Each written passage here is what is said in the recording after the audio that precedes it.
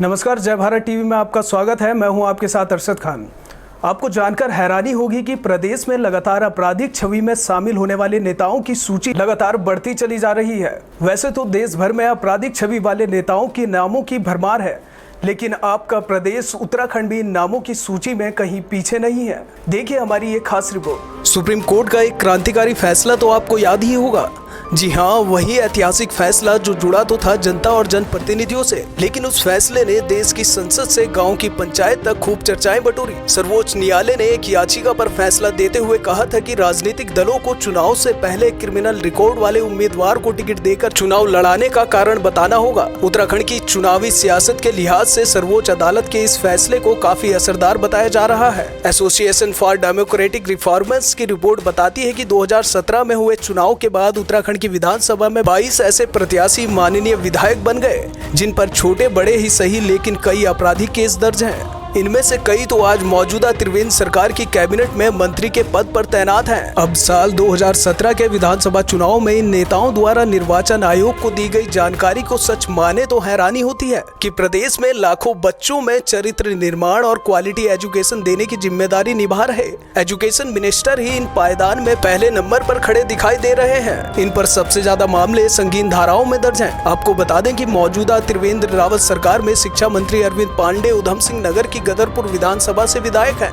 इसके पहले 2 टर्म में इन्होंने बाजपुर विधानसभा से जनता का प्रतिनिधित्व किया है। एजुकेशन मिनिस्टर अरविंद पांडे अपनी दबंग इमेज और बेबाक बयानबाजी के लिए भी जाने जाते हैं। हालांकि आपराधिक केस होने के बावजूद आज शिक्षा मंत्री अरविंद पांडे को प्रदेश में काफी लोकप्रियता भी मिलती है, जिसकी बानगी है कि उनका लगातार चुनाव जीतकर विधानसभा पहुंचना। अब आपको मिलवाते हैं डॉक्टर हरक सिंह रावत से, जो प्रदेश के भारी भरकम सीनियर कैबिनेट मंत्री हैं। विवादों से जैसे डॉक्टर रावत का चोली दामन का साथ है।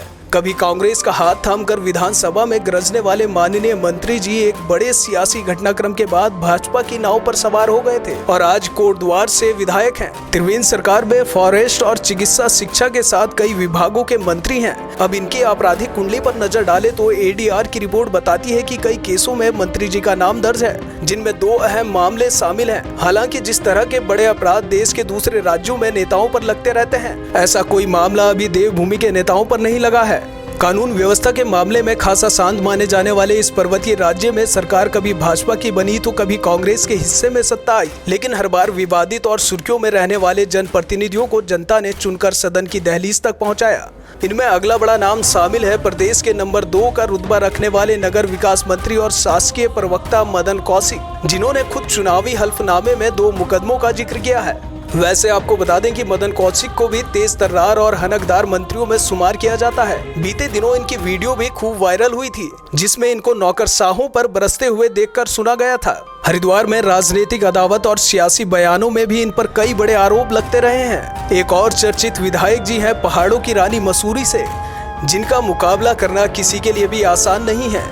यहाँ से भाजपा के वरिष्ठ विधायक गणेश जोशी हैं, जिनका नाम कुछ साल पहले विधानसभा सत्र के दौरान हुए प्रदर्शन में शक्तिमान घोड़े पर लाठियां भांजने की वजह से देश भर में गूंजा था। इस घटना में पुलिस महकमे के घोड़े शक्तिमान की जान चली गई थी, जिसके बाद माननीय विधायक जी की जमकर फजीहत भी हुई थी। इसके अलावा मसूरी में झंडा फहराने के नाम पर हुई 2 जनप्रतिनिधियों की भिड़ंत भी खूब सुर्खियों में रही थी।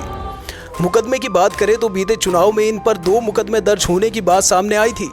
एडीआर की रिपोर्ट 2017 के मुताबिक 3 और उससे ज्यादा आपराधिक केस वाले विधायकों में झबरेड़ा विधायक देशराज कड़वाल और सहसपुर विधायक सहदेव सिंह पुंडीर भी शामिल हैं। वहीं अगले पायदान पर रुद्रपुर के तेज तर्रार एमएलए राजकुमार ठुकराल, मसूरी के दबंग विधायक गणेश जोशी, विधानसभा अध्यक्ष प्रेमचंद्र अग्रवाल और रुड़की विधायक प्रदीप बत्रा का नाम भी शामिल है। वहीं इस रिपोर्ट में कांग्रेस के भी 4 विधायकों पर आपराधिक मुकदमा दिखाया गया है, जिसमें कांग्रेस के प्रदेश प्रेसिडेंट प्रीतम सिंह का नाम भी शामिल है। इसके अलावा पूर्व कैबिनेट मंत्री दिनेश अग्रवाल पर भी कई मुकदमों के दर्ज होने की बात एडीआर की रिपोर्ट में कही गई है। तो ये देखा आपने किस प्रकार से सच्चाई और ईमानदारी का पाठ पढ़ाने वाले ये नेता आपराधिक गतिविधियों में शामिल हैं। ये वही नेता हैं जो देश में अच्छी शिक्षा की बात करते हैं।